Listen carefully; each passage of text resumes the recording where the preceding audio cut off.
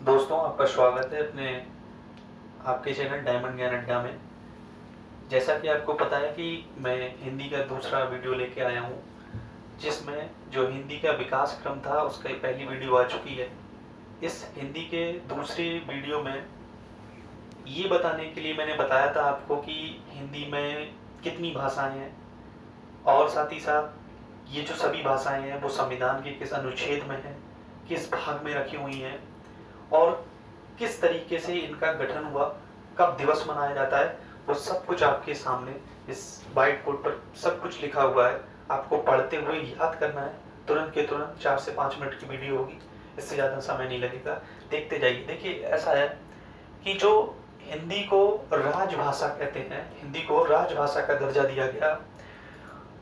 पूरी बात एक समझने की कोशिश करिए कि जो भाषाएं हैं वो संविधान के भाग 17 में रखी हुई हैं, और 17 में अनुसूची कौन सी, 8वीं अनुसूची में भाग 17 और अनुसूची 8, मतलब 8 दूनी 16 और एक ज्यादा, ठीक है 17। तो 17 भाग की 8वीं अनुसूची में, और अनुच्छेद कितने से कितने में भाषाएं हैं, 343 से लेके 351 तक में। किसमें में? अनुसूची 8 में, भाग 17 में, और अनुच्छेद 343 से लेके 351 तक में।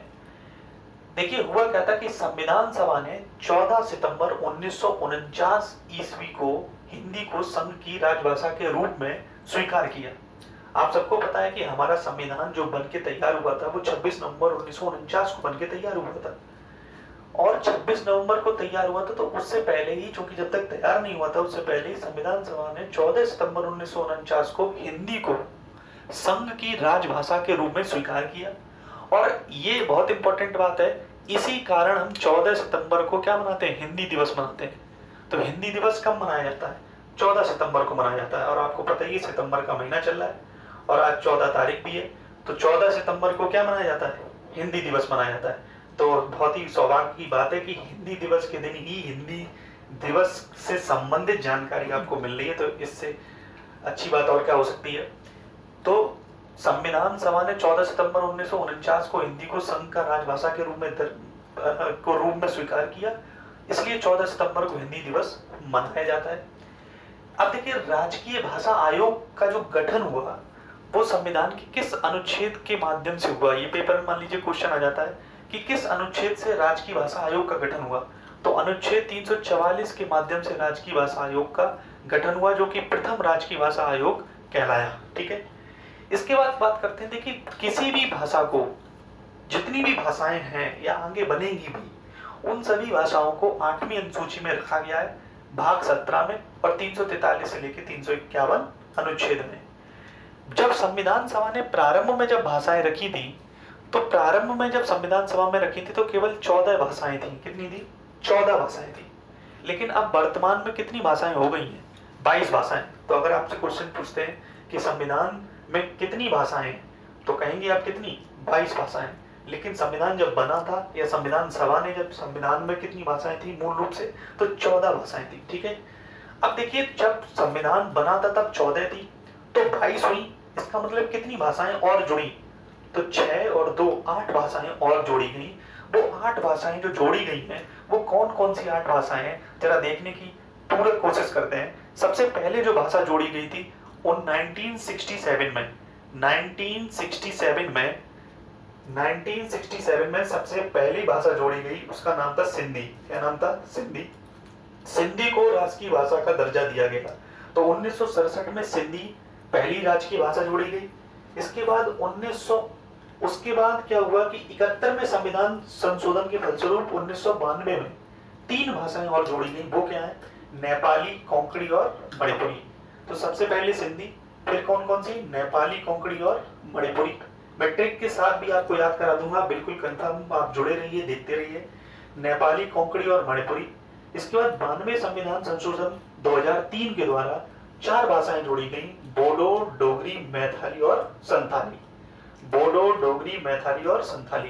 तो इस तरीके से 1 3 4 और 4 8 भाषाएं जुड़ गई। 14 भाषाएं थी, तो 14 में 8 ने 8 जोड़ी, तो भाषा कितनी बन गई? 22। तो अब कितनी भाषाएं हैं? 22 भाषाओं का वर्णन आपके संविधान में है। अब इसको कैसे याद रखेंगे? देखिए ये ट्रिक लिखी हुई है, इस ट्रिक के माध्यम से आप याद रख पाएंगे। 71 नेपाली मणि 92 बदमाशों ने चुराई। क्या ट्रिक है? 71 नेपाली मणि को लाए, 92 बदमाशों ने चुराई। देखिए क्या क्या मैं बताना चाह रहा हूँ। 71वां संविधान संशोधन हुआ, इसमें सिंधी नहीं है तो सिंधी को अलग से याद कर लीजिए, ठीक है, सिंधी को अलग से याद कर लीजिए। 71वां संविधान संशोधन है, इसमें कौन कौन सी तीन है? नेपाली से नेपाली हो गई, मणि से मणिपुरी हो गई, को से कोंकणी हो गए, ठीक है। इसके बाद लाई जो है ट्रिक बनाने के लिए 92वां संशोधन के द्वारा बा से क्या हो गया? देखिए बा से बोडो, फिर 92 बदमाशों ने चुराए, तो बा से हो गया बोडो, दा से आप कर लीजिए डोगरी, मां से कर लीजिए मैथिली, और सा से कर लीजिए संथाली। तो 92 बदमाशों ने चुराए, ठीक है। अब उत्तर प्रदेश की आप जानते हैं सभी पूरी राजभाषा तो हिंदी है, लेकिन हर प्रदेश की अलग अलग भी लोगों ने अपने राज्यों ने किसी अन्य भाषा को भी राजकीय भाषा का दर्जा दे रखा है।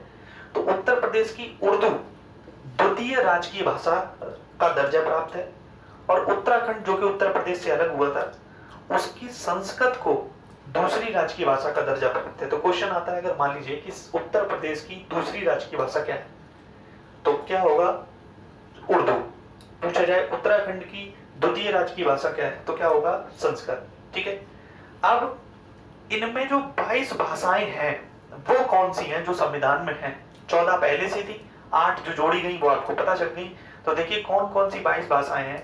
असमिया, बंगाली, हिंदी, गुजराती, मलयालम, मराठी, उड़िया, कन्नड़, संस्कृत, तेलुगु, उर्दू, पंजाबी, तमिल। ये यहां तक तो आपको पता है, ये 14 भाषाएं पहले से थी, अब ये जोड़ी गई सिंधी, नेपाली, कोंकणी, मणिपुरी, बोडो, डोगरी, मैथिली, संथाली। आप इन चारों को ऐसे भी याद कर सकते हैं, बोडो मास। तो बोडो मास जो मैथ में आप कर देखते हैं, जो चिन्हों से संबंधित होता है सिंप्लीफिकेशन से, तो बोडो मास में बो से बोडो, डो से डोगरी, मां से मैथिली, सा से संथाली, ठीक है। तो इस तरीके से आपकी जो भाषाएं हैं वो कितनी भाषाएं हो गई? 22 भाषाओं का जिक्र है, वर्णन है, और इन 22 भाषाओं को आप बिल्कुल तरीके से याद कर लेंगे तो आप आई थिंक ये पूरी चीज समझ गए होंगे। आप चाहें तो इसका एक स्क्रीनशॉट ले सकते हैं, ठीक है। Thank you. अच्छी लगे वीडियो तो लाइक करिए, शेयर करिए और चैनल को सब्सक्राइब करिए।